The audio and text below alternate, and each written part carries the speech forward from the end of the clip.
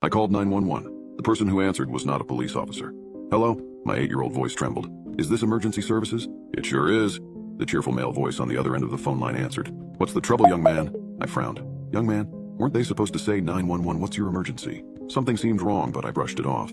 I assumed maybe it was his first day, but I never could have guessed the horrifying truth of who I was actually talking to. Either way, there was no time to waste. Something's wrong with my mom. She fell down all of a sudden. I pressed the phone to my ear and leaned back. My mother lay where she'd collapsed just minutes ago. Oh no, that's too bad. Someone will be over right away. Click. I dropped the phone and crept over to my mother. The faint rise and fall of her chest was the only way I even knew she was alive. Wait, I hadn't told the ambulance people our address. How had they not asked me for it?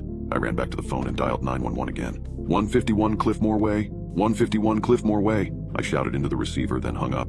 I shut my eyes tight. I wanted to scream, to shatter into a million pieces like the glass that had fallen from my mother's grasp just before she collapsed. But all I could do was wait, hold her hand and pray. It felt like an eternity before the doorbell rang. I sprang to my feet but froze when I turned the corner. A short, brown-haired white man was peering through the window with a grin on his face. He rang the bell again, more instantly this time, and I noticed he wore a red nurse's uniform. I let out a sigh of relief. The ambulance people were here. Everything was going to be okay. I yanked the door open. Hello there, young man, the smiling man exclaimed. I read the name Marbus on his name tag, right beside the pens and stethoscope. Where's the unlucky lady? He asked. You mean my mom? I stammered. She's in here. Two expressionless assistants in identical red uniforms rolled a Guernsey to where my mother lay, surrounded by shards of glittering glass. Up, and away. Nurse Marbus rubbed his hands together excitedly while my mother was loaded into the Guernsey and rolled out the door. A jolt of helpless fear shot through me. They were taking my mother away. Mister, can I ride with my mom to the hospital? I asked the smiling man. Hospital? Nurse Marbus wrinkled his forehead, confused. Oh, there's no need for that. We're professionals, you see. As the assistants loaded my mother into the back of the black ambulance, I looked over their shoulders at the sharp and jagged tools hanging from its walls. They weren't like any medical instruments that I'd ever seen. We'll take excellent care of your mother, the smiling man went on, and call as soon as you can see her. Nurse Marbus leapt into the rear compartment. His expressionless assistants climbed into the cab, and the black ambulance began to back out of the driveway. I ran behind it, waving my hands. I wanted to yell at them to stop, but I was just a kid. Who was I to contradict the professionals? I was still standing there 5 minutes later when flashing red and blue lights came skidding around the street corner. The two police officers muttered into their radios and looked worriedly at the scene in front of them. A crying child, a wide-open door. Did you call 911? A blonde policewoman asked. I did, I nodded. But they already came, they took my mom away. The two police officers looked at each other. I'm afraid that's not possible.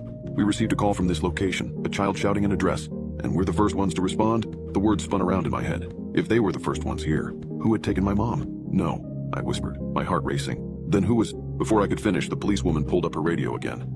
We need an immediate trace on a black ambulance that just left 151 Cliffmore Way. Suspects are potentially dangerous. The other officer crouched down to my level, his eyes searching mine. Can you describe the man who came to your door? He asked. And Nurse Marbus, I murmured, remembering the name tag. He wore a red uniform and he had two assistants. Their van was full of weird tools. The officers' faces turned ashen as they exchanged a fearful glance. Nurse Marbus? The policewoman repeated into her radio, her voice cracking. She began to frantically search her records on a small device, her hands shaking. The male officer continued to speak with me, but his eyes were wide with shock. They worked in panicked coordination, reaching out to other units and checking databases. Finally, the policewoman looked up to her partner, her face white as a sheet. Her voice was trembling as she started talking. The name Marbus belongs to a man who used to work for the city's medical services, but he died in a terrible accident over 20 years ago. The details were horrifying, and it was said that he had been conducting some unlicensed experiments. My heart pounded in my ears as I processed her words. Dead? What's going to happen to my mom?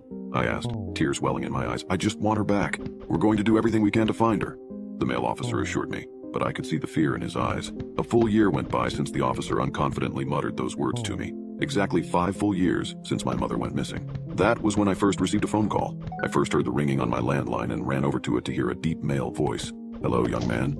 Everything is going just fine. She sends her love. That was all he said before ending the call. At least that evil man had the decency to check up on me. I told the police, I told my family, I did everything I possibly could to somehow locate this number back to my mother. But there was nothing that could be done. The police spent weeks trying to locate where the call came from, but they couldn't. I had to do something myself.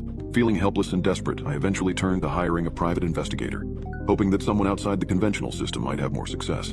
The investigator I hired was a middle-aged man named Leonard, who had a reputation for being able to find people when no one else could. After a few weeks, Leonard finally got back to me with a lead. He had managed to reverse the phone number, pinpointing it to a landline that was located inside a large commercial building on the outskirts of the city. Interestingly, there were no public records indicating any businesses or residences at that address. Knowing the police would be no use, Leonard and I decided to take a trip to the location. It was a cold night, the moon hidden behind a thick blanket of clouds.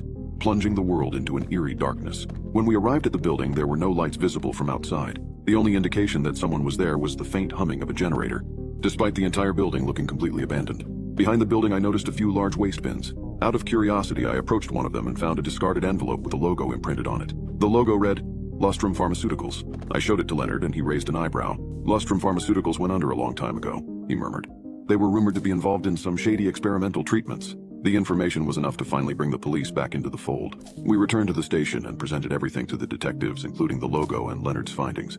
They were skeptical at first, but when they realized that the clues pointed towards a defunct company linked to illegal practices, they took it more seriously. I finally had a chance of getting my mother back, or so I thought. If only I'd known the horrible things that nurse did to him. They organized a raid, gathering a SWAT team and other officers to infiltrate the building. I was not allowed to accompany them, but I insisted on waiting outside the police barricade filled with a mixture of hope and dread. I had to beg to go with them. Being a 14-year-old girl, they didn't want me to come too close during the raid so I wouldn't get injured. They eventually let me go with them to watch. Hours dragged by as I waited, Leonard by my side, his experienced eyes watching the operation unfold. Finally, in the early morning, the door of the building burst open and officers began to escort people out. Most were in handcuffs, members of the twisted organization responsible for taking my mother. And then, finally, I saw her. She was frail and weak, her face pale and her eyes filled with a haunted expression, but she was alive. Officers guided her carefully, placing her into an ambulance. A sob caught in my throat and I ran to her, tears streaming down my face. Mom! She turned her head and looked at me, her eyes widening with recognition and love. Who are you? She whispered. You can now check if there's a part 2 by pressing share and more.